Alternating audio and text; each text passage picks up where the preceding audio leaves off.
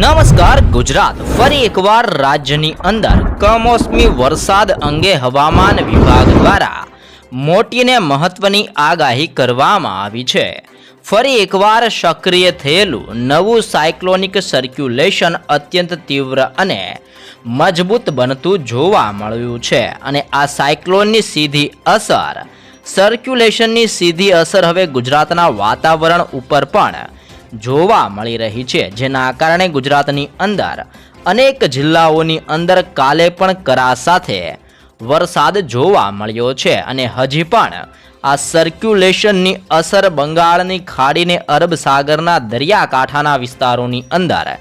જોવા મળી રહી છે, જેની અસરના કારણે આજે મદુરાઈનો વિસ્તાર, બેંગલવીનો વિસ્તાર, બેંગલુરુનો વિસ્તાર અને હૈદરાબાદના વિસ્તારોમાં અત્યંત તીવ્ર પવનની ગતિવિધિઓ સાથે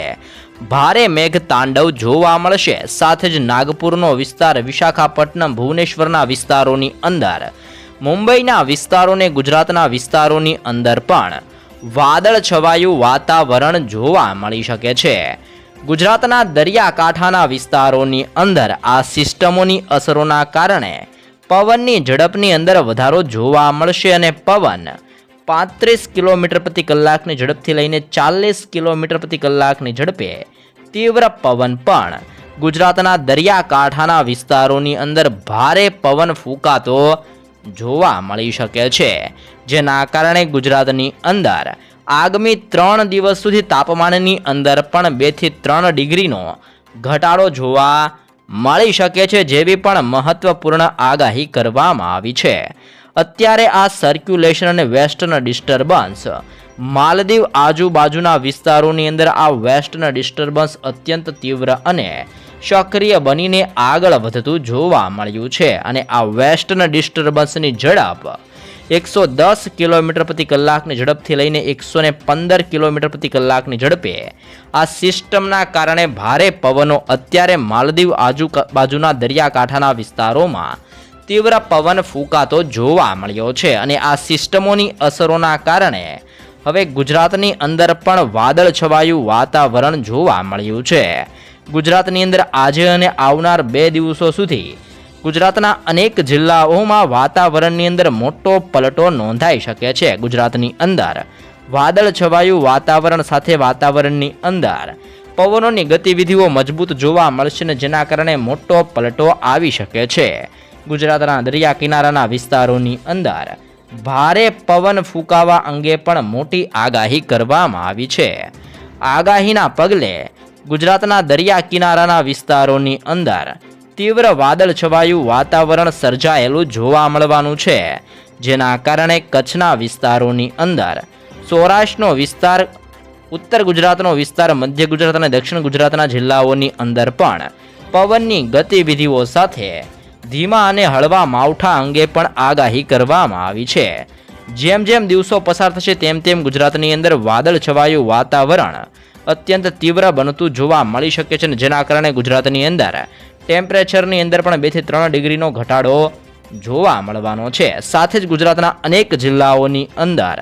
ભારે ને તીવ્ર પવન સાથે આંધી તુફાન સાથે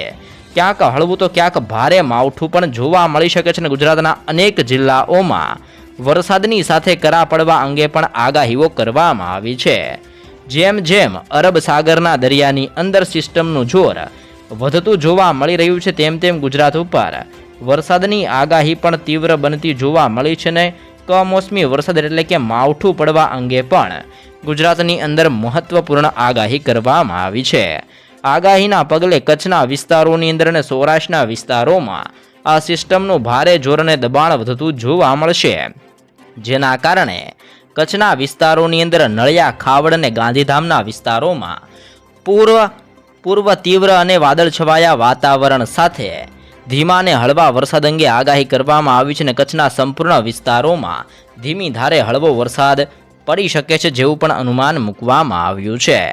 સૌરાષ્ટ્રની વાત કરીએ તો દરિયાકાંઠાના વિસ્તારો જેમાં દેવભૂમિ દ્વારકાનો વિસ્તાર, જામનગર, પોરબંદર, ગીર સોમનાથ સાથે જૂનાગઢનો વિસ્તાર, અમરેલી, ભાવનગરના વિસ્તારોની અંદર પણ વાતાવરણની અંદર પલટો નોંધાઈ શકે છે। સાથે જ કચ્છના વિસ્તારોની અંદર મોરબી, બોટાદ અને રાજકોટના વિસ્તારોની અંદર પણ છૂટો છવાયો તો ક્યાંક હળવો વરસાદ પડી શકે છે।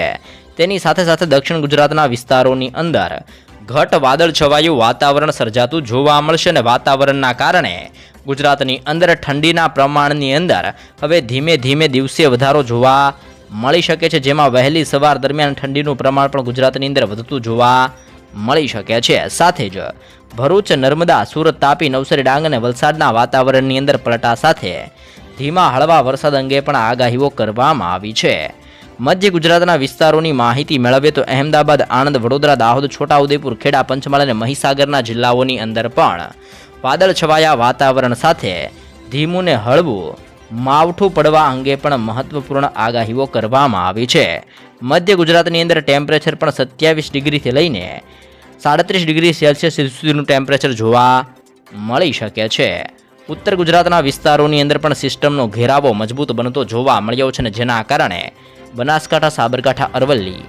સાથે જ પાટણ, મહેસાણા અને ગાંધીનગરના વિસ્તારોની અંદર પણ તીવ્ર પવનની ગતિવિધિઓ સાથે માવઠું પડવા અંગે આગાહીઓ કરવામાં આવી છે. ફક્ત ગુજરાત જ નહીં પરંતુ ધાનબડનો વિસ્તાર, અલ્હાબાદનો વિસ્તાર, ગ્વાલિયરનો વિસ્તાર, જોધપુરના વિસ્તારોની અંદર, નાગપુરનો વિસ્તાર, ભુવનેશ્વર અને વિશાખાપટ્ટનમના વિસ્તારોની અંદર પણ ભારે પવનની ગતિવિધિઓ સાથે ગુજરાત અને